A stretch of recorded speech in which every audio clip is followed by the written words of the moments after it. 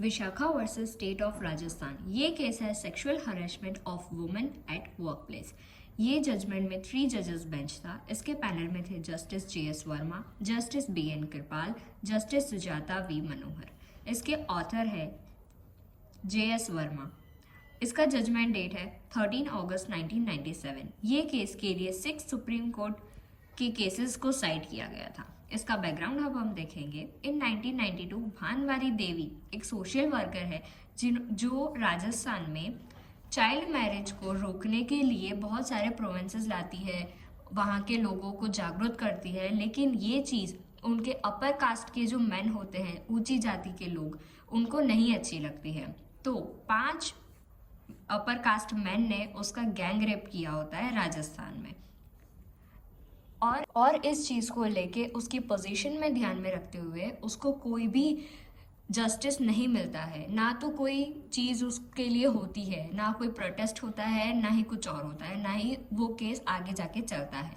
ये केस बाद में जाके आता है सामने और उसके लिए बहुत सारे NGOs और वुमेन राइट ग्रुप्स ने PIL फाइल की होती है under article 32 in Supreme court.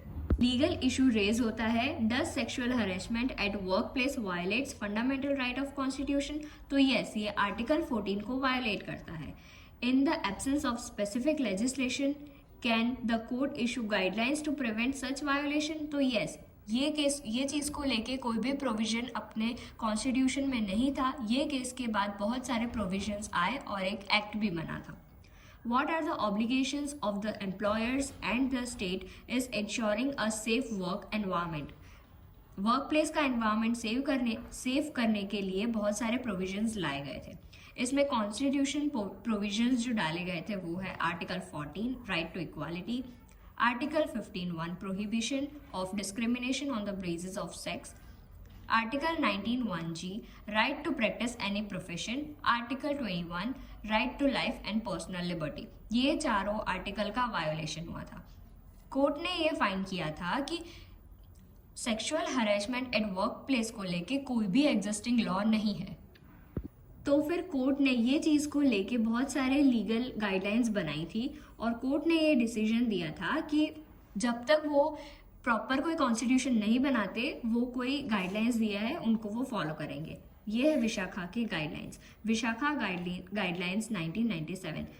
Sexual harassment का मतलब क्या होता है? Unwelcome physical contact, sexual advances, sexually coloured remarks, showing pornography और एनी अदर सेक्सुअल कंडक्ट, चाहे वो वर्बल हो सकता है या तो नॉन वर्बल हो सकता है।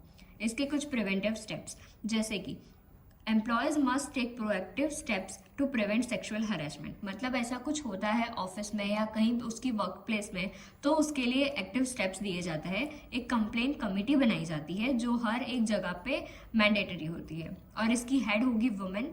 इस कमेटी के अंदर 50% वुमेन मेंबर्स होने चाहिए और उसके अंदर या तो कोई NGO या तो NGO का कोई मेंबर होना चाहिए। डिसिप्लिनरी एक्शन होना चाहिए, प्रोटेक्शन फ्रॉम विक्टिमाइजेशन। छोटी से छोटी ऐसी अनकंफर्टेबल चीज़ को वहाँ पे आप जाके बोलेंगे तो वो सॉल्व कर देंगे। उस चीज़ के लिए अवेयरनेस होगा और ट्रेनिंग दी जाएगी। इसका लीगल इम्पैक्ट क्या था? These guidelines were treated as a law under the article 141 until parliament legislated on the subject. जब तक ये पार्लियामेंट प्रॉपर कोई एक्ट नहीं बनाता तब तक इस जो गाइडलाइंस हमने पहले पढ़ी वो आर्टिकल 141 के अंदर दी जाएगी।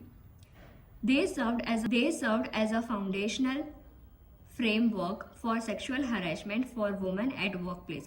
POSH Act बना इस चीज, POSH Act 2013, Prevention of Sexual Harassment at Workplace at 2013। तो ये था हमारा Vishakha versus state of Rajasthan का केस लॉ।